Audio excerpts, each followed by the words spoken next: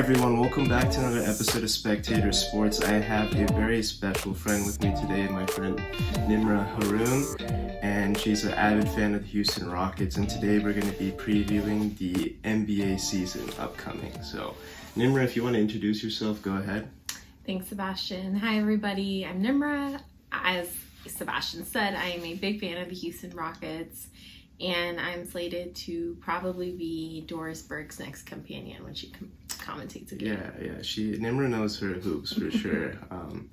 Die-hard Rockets fan, like I said, everything Houston sports, to be honest. So she's riding high on this recent Astros wave that we are seeing right now. So if Nimra, you want to talk about what you're excited for in the upcoming season with the NBA? Yeah, there's a few teams that I'm really excited to watch this season. Some teams we saw make some really big moves. Teams that I haven't necessarily fawned over in the past, but the T-Wolves I'm definitely spotting. Yeah. Saw a really big trade out of there. Excited to watch the young talent on the Cavs and follow Donovan Mitchell's journey. Excited to see how, of course, the coasts shape out, specifically with the Warriors and what's going to unfold with the Draymond scandal and all of that. We love a good scandal. we sure do. And then excited to see what plays out in that Northeast corner. So with Boston, Brooklyn, what shapes out there, Philly. I have some personal beef with that team, which we won't get into, but excited to see what shapes up there. What about you? Yeah, a wild off season to say the least. I mean, it seems that the Eastern Conference in particular is the stronger conference. The Cavs have definitely loaded up with that Donovan Mitchell trade, like you said. There's controversy, obviously, with the Celtics and the Ime Udoka situation, but the roster is still intact. That's really interesting to see. The Hawks making that DeJounte Murray trade is intriguing. I just don't know if they still have the horses to really keep up, but with the backcourt as talented with DeJounte Murray and superstar Trae Young, it's going to be really interesting to see how it is. So, Nimra, what do you think about the Western Conference? Yeah, I think the Western Conference, I would agree with you that I think Eastern is looking to be the stronger conference this season. Western Conference, I think we have some wild cards because Phoenix didn't shape out last season the way I think a lot of folks expected them to.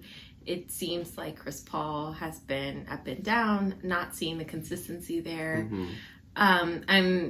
I'm eager to see what unfolds with the Clippers. I think that, of course, they have a strong duo there with George, Leonard, and Wall, but I hesitate putting a lot of money on the Clippers, knowing that there hasn't been consistency with John Wall, and then of course injuries pending, and assuming that trio stays healthy, It is a strong contender there. I think Trailblazers are still in that 8-9 seed where they haven't been able to secure a roster and just the tact needed to rise up in those rankings. And I still see the Warriors pretty much dominating that conference.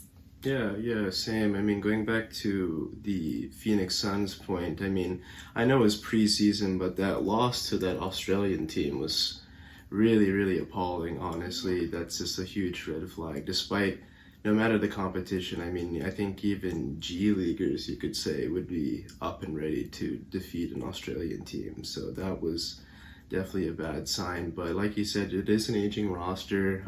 They disappointed last year after dominating the regular season, and I don't know how they're really going to stack up, but just like the East, I still think the West is very competitive. So teams to watch in this upcoming season, we wanted to start off with the Minnesota Timberwolves. I mean, obviously they had that big trade with Rudy Gobert, acquiring him from the Utah Jazz. They have Cat there, who's been an incumbent player there for a while. Rising star, Anthony Edwards. I mean, I think he's definitely a player to be watching out for. I think he could make the All-Star team this year. Just so talented. And D'Angelo Russell. Oh yeah, D'Angelo Russell. Yeah, I can't forget about D'Lo. Yeah, it's a much larger team. It's a lot of big guys on that team. Again, saw some talent from the West. stay in the West, but also migrate. Looking at Cavaliers and Donovan Mitchell going to the Cavs.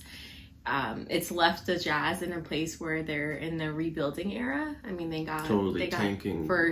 They got 4 first-round picks. Mm-hmm. They got swapping rights in some of those years as well. So we're looking at a Utah team that is going to be in their rebuilding era for the next several years, losing both Gobert and Mitchell. But excited to see the T-Wolves, excited to see how Karl Anthony Towns and Rudy Gobert match up. It's a kind of a Twin Towers concept. We haven't really seen that in the NBA in a long time, especially with the fading, big men. They're just either expanding to be more on the perimeter. We did see Gobert get exposed against the Clippers 2 years ago. Yeah, and how Anthony Edwards fits into that equation, because it's another big guy who is going to get more time, but how is that lining up with There's Gobert? just one ball. That's the thing. Yeah. And then with the Cavs, I'm excited for what happens with the Cavs, because that's a really young team. Yeah, I mean, we got up and coming. We got all-stars under the age of 25. Darius Garland, and seeing Donovan be that leader on that team, it's exciting to see how that's going to shape out with Evan Mobley as well. Yeah. Evan Mobley, I think, without that injury that he suffered in the middle of last season, he could have been Rookie of the Year. I mean, Scotty Barnes is still a really talented player too, but I think if you take out the injuries, you could definitely say Evan Mobley could have been Rookie of the Year. Very good roster there. I think it's a team that has more of an edge on Miami, knowing that Miami wasn't able to shake something out over the season with the Donovan trade, with KD staying on the Nets. I think Miami was in a place where they could have seen an acquisition to support Jimmy Butler, but we really didn't see that. And I don't see Tyler Hero being that guy. No, me neither. And I mean, also losing PJ Tucker is a huge thing as well. That wing defender, I mean, him now going to the Sixers, that just kind of adds on to their roster too. I mean, the Sixers with James Harden now with the full training camp, hopefully in better shape too. Getting that chemistry with Joel Embiid is going to be big dividends, and adding a guy like PJ Tucker, who's been there. I mean, he's made several deep postseason runs. And has chemistry with Harden. Yeah, he does, back to the Houston days. So exactly. Tucker and Harden had that chemistry. They've made some playoff runs with each other. So how that meshes with Embiid will be a sight to see. Yeah. As always, the Lakers being a soap opera. I mean, we have the Russell Westbrook issue with the fit being there. We saw that last year. We have LeBron. Any LeBron James-led team has drama regardless, whether we like it or not. I mean, he's going to be up for the all-time scoring list leader, surpassing Kareem Abdul-Jabbar probably this season. Darvin Ham is now the new coach of the Lakers. He's been replacing Coach Vogel, the previous coach, and it's just going to be interesting to see how they fit. Now, they've made some minor moves. They brought back Dennis Schroeder as well. He's going to be part of that backcourt. And I think the biggest one that they made was getting Pat Bev. I mean, I've not been a fan of him when he's talking smack with like the Clippers side of things, but now he's left, and then he's played for the Timberwolves last year. Now being teammates with Russell Westbrook, considering their history, I mean, remember that Bev was going for a ball like 9 years ago and injured Russ and kind of ended his season with that meniscus injury, but seems to be getting along pretty well in training camp. Now, we've seen those recent things in the preseason where Russ has been away from the huddle. I actually want to give Russ the benefit of the doubt, because I've seen tape before that he does his own pregame routine as well. So I don't think it's fair to justify that just because he's with the Lakers and the Lakers are their own brand. I think that he can still be Russell Westbrook, and I still hope that he can develop more of a jumper and be smarter with the ball, and he can return to that sort of MVP form or high quality player that we used to see. Yeah, I mean, that's your team that we're talking about. Yeah, it's been rough. Coming from a Lakers fan yourself, I know that hoping that Russ fits into that puzzle is something that a lot of Lakers fans want to see. I, for one, am very excited about Pat Bev. I have been a Pat Bev since his inauguration to the NBA back in appreciate the grind. 2013. Absolutely. I think he's a player that you appreciate when he's on your team. It's a line of defense. It's just a pest. It's a pest. Yeah. And you love him when he's on your team. You hate him when you're playing against him. Couldn't agree more. So it'll be fun. I had a chance to see the Lakers in the preseason game last week, and Russ was, to your point, Russ was doing his own routine when there would be huddles. He was in proximity to that team, but he was still away, but still had that camaraderie. So I want to give Russ the benefit of the doubt. I'm a Russell fan. I want to see him get a ring. So hoping to see how that shapes out. She sat courtside at the Chase Arena too. And how much were tickets for that? We're not going to speak about that. Okay, but it's a preseason Catch game. Catch me offline about that. It was a preseason game, but it was a pretty hefty price. But I'm glad that you were able to experience that, even though it's a preseason game. Chase Arena is really special, state-of-the-art arena. Yeah, and speaking of the Warriors, putting the Jordan Poole Draymond drama to the side, looking at their backcourt and who they have, I think that they're relying on some of their other acquisitions. They're looking at Kuminga, looking at Moody, those young the pups, younger pups, how they're going to play and support that backup from a backup standpoint. It'll be good to see how that shapes out. Yeah, and I mean, now we know that Wiggins and Jordan Poole just received extensions on Saturday, so they're secured now. It definitely has some tension. We saw Draymond return to the lineup in their preseason finale, even giving Jordan Poole a friendly pat on the back, thankfully not assaulting him in that aspect, but hopefully, I mean, for camaraderie's sake, it is something that they were able to keep together, because otherwise this could be a similar situation to what we saw with the Kobe Shaq Lakers. Now, those two never assaulted each other, but I think that's a kind of a comparable instant for sure. So Nimra, I mean, with all the awards coming up, I mean, who do you have for MVP for this upcoming season right now? For this MVP season, I'm looking at, if we have a healthy Jokic. Oh, 3-time in a row? 3-time in a row. Oh, okay. That's who I'm going with. Nice, yeah. I mean, the Nuggets are stacked. Jamal Murray is back, so I mean, those assist numbers could definitely go up. Definitely, I think Nikola Jokic is a really good pick.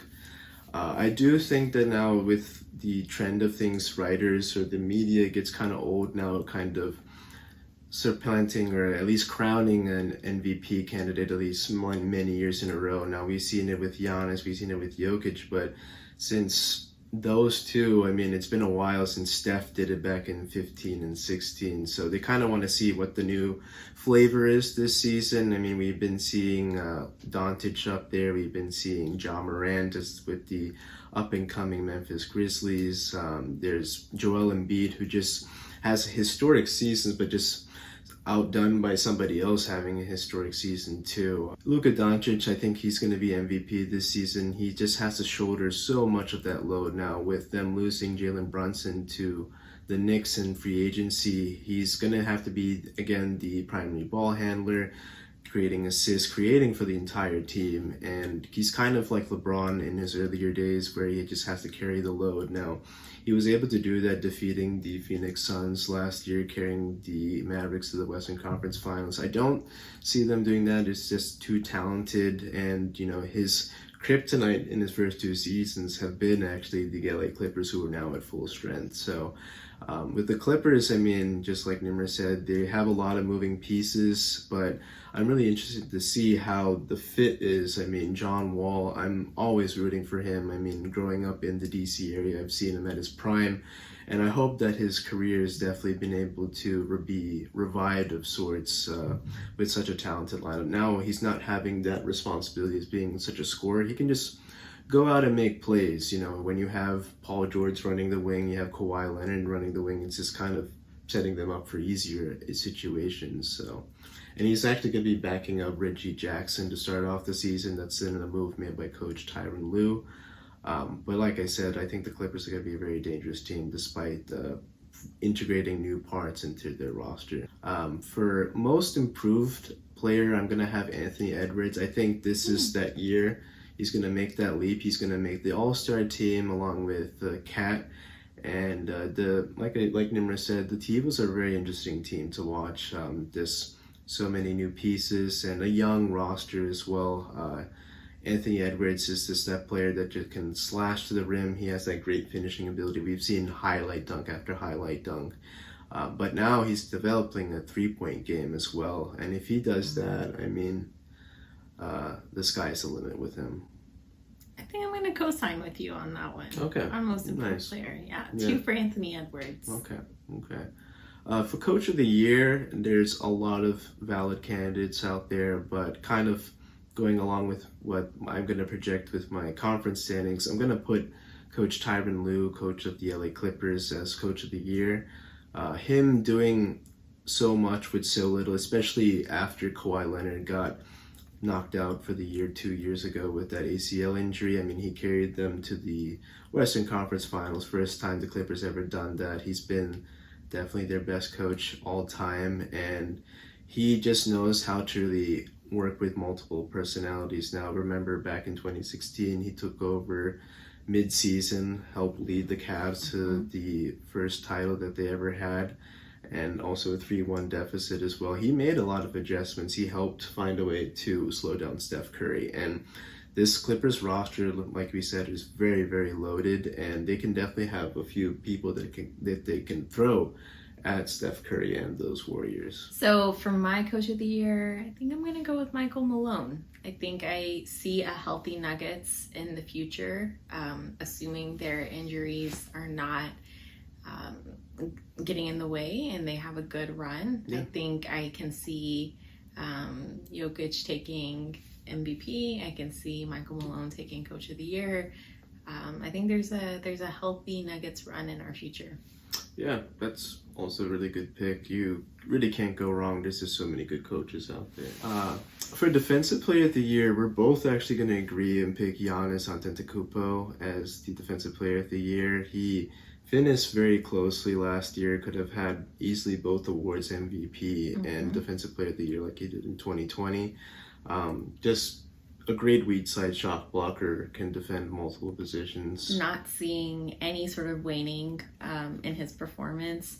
Yeah. I think that despite what ends up happening with the Bucks, I have the Bucks ranked highest, but that's of course contingent on a healthy squad, a healthy Chris Middleton. Yeah. They need him. Having a Chris Middleton to support Giannis. Could see the Bucks, of course, taking that top seed, and then absolutely agree and think Giannis is going to take Defensive Player of the Year. Now, transitioning to Sixth Man of the Year, I'm going to go with Jordan Poole.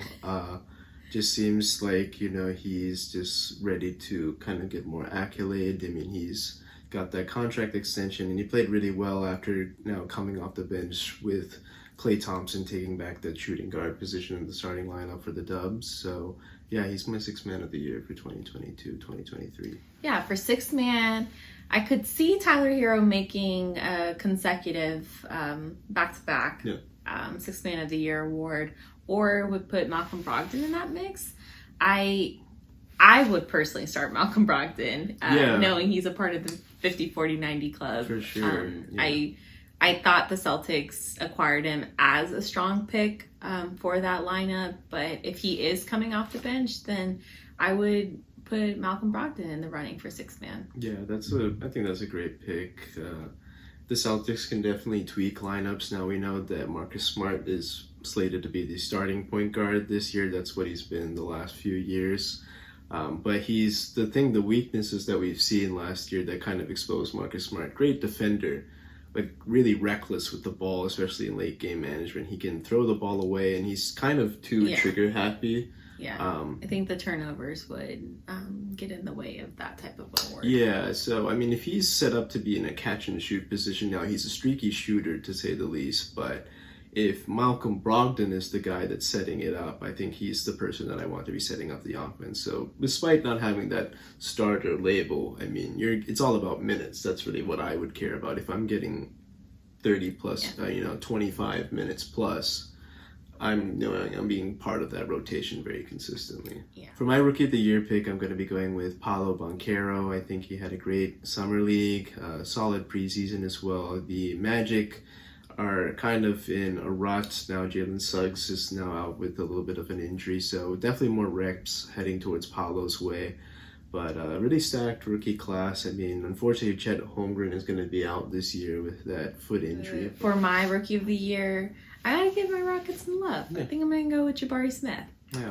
I see Paolo certainly having that title, and knowing Chet's out, I gotta put Jabari up there and give some hope to my Rockets. Yeah, they definitely were both worthy of that top overall pick in Definitely. the summer. Many people projected Jabari Smith to be the number one pick until draft day, pretty much. But it's good to see that the Rockets are getting good value. I mean, despite this rebuild, I mean, they have a lot of good pieces in tow, a lot of picks. They did have that Christian Wood trade, so they have some picks now for the Mavericks too. They can work some things out.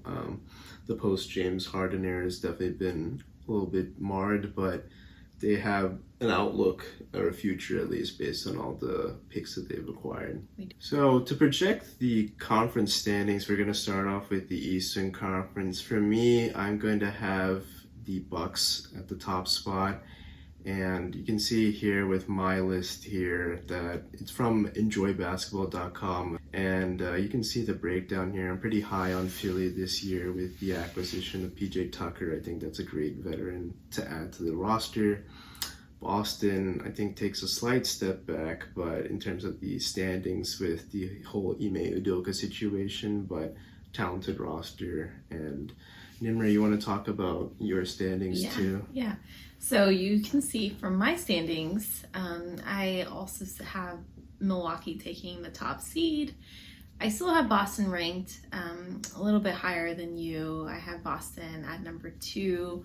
I still think with the addition of Malcolm Brogdon and assuming that roster stays rather healthy, I think their experience from the playoffs, their experience having been there, is going to be a weapon for them, and I think that could give them some leverage to continue that run despite what's going on in the locker room and with the coaching staff. I think I have Boston under Milwaukee, but with a close seeding right behind them. In my opinion, I have Brooklyn and Philly trailing. So those are the top seeds on the Eastern side.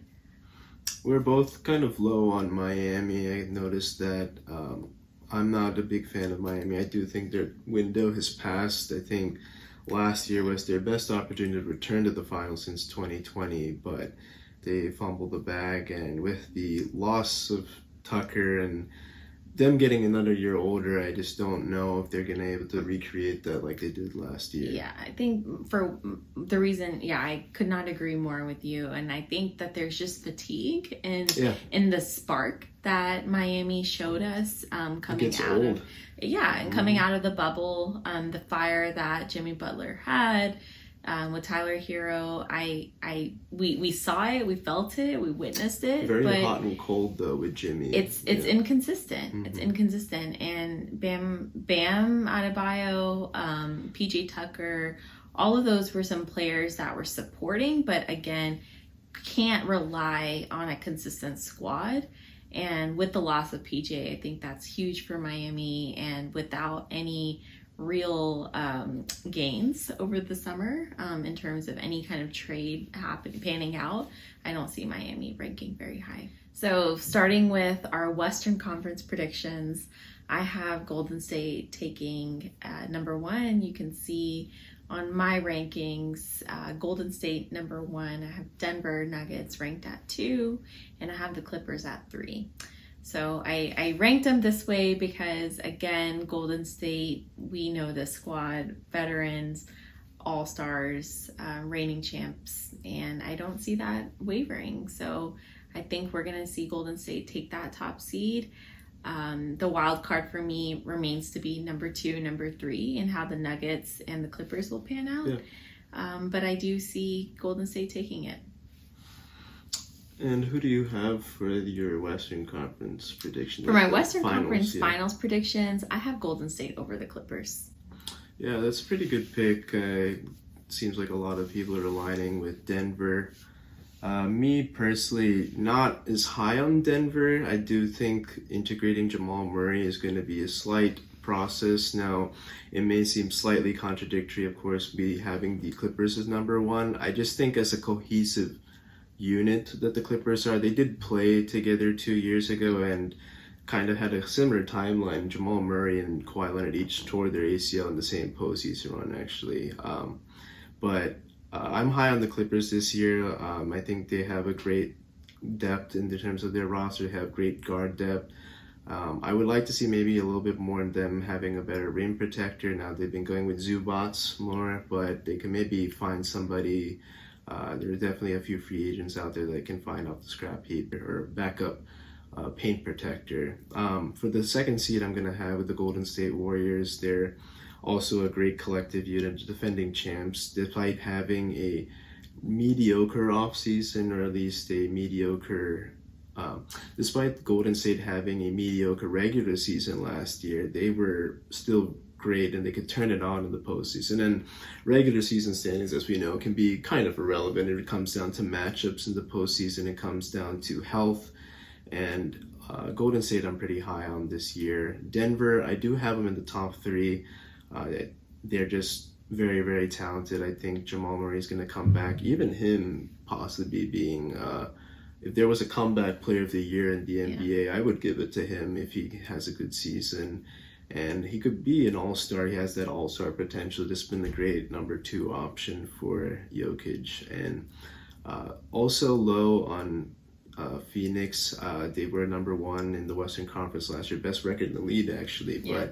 But them flaming out was a big red flag. And I do think now their title window is passing, as we're seeing right now. And Memphis, I do have at 5. Now they were number 2 last year. They're taking a slight step back, and you can dissect the rest here. Not too high on the Lakers. I do think Zion's return is going to spur the Pelicans to get that 8 seed. Now anything can happen in the play-in tournament. That's a really fun component that we've seen in the last few years, but I do see this playing out the way it is, and going to be really interesting to see. Why'd you rank your T-Wolves a little lower on that chart?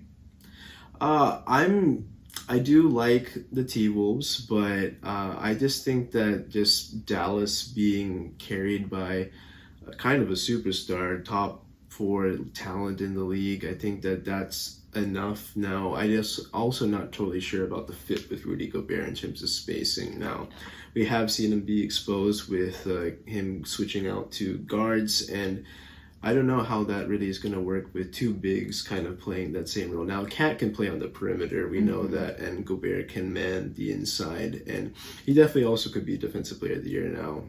He's won 3 so far, could definitely add a 4th to his trophy case, but I would put Dallas to escape the play-in tournament and I would put Minnesota in terms of the 7th seed. And for my Western Conference prediction, I'm going to have the Golden State Warriors over the LA Clippers. And this has been a rivalry that we've seen, but we haven't seen these 2 teams play since the Lob City Clippers against Steph's Golden State Warriors at the time. And them at their peak with the kind of the Steve Kerr-led Warriors, we haven't seen them go really at their prime against a really talented Clippers team. That's when the Chris Paul Lakers kind of faded, and then this retooled Clipper team with the Kawhi Leonard. We haven't seen those teams really clash in the playoffs, so really excited to see if they could get there in the conference finals with all the stakes. We both have the Warriors and the Bucks, and again, this is kind of a missed matchup we've seen. 2019 was the closest we had, but the Raptors kind of messed that up, and seeing that matchup, and Giannis being a few years wiser, and now Steph returning to health, the whole Golden State Warriors team back to health. Ooh, that's really hard. That's a tough one. That is a tough one. Who do you have taking it? I think right now in early October, I'm going to go with the Warriors. I just think in terms of spacing, that has been the thing, and them being to exploit that. They have so much firepower, and the three ball has been a game changer. Yeah.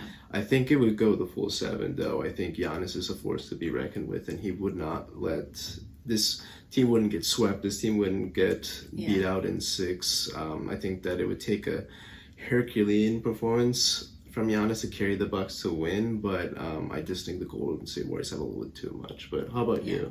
Yeah, I agree with you. I have the Warriors pitted against the Bucks, but I do see the Warriors taking it. Again, early October, really in the stage of infancy, making this prediction, but do have the Warriors taking it. But that's subject to change, and I would love to see some surprises in there. Would Always love to see surprises. A good Cinderella story. Absolutely. Always in favor of that. But for now, looking at the landscape, I have Warriors in 6. Okay, nice.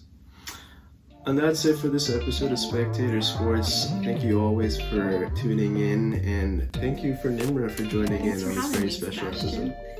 Yeah, it's been a pleasure. I hope you enjoy this episode, and let us know what you think, and want you to share your predictions with us. Yeah, please share your comments and give your insight on the NBA season. It's going to be a great season this year. Take care.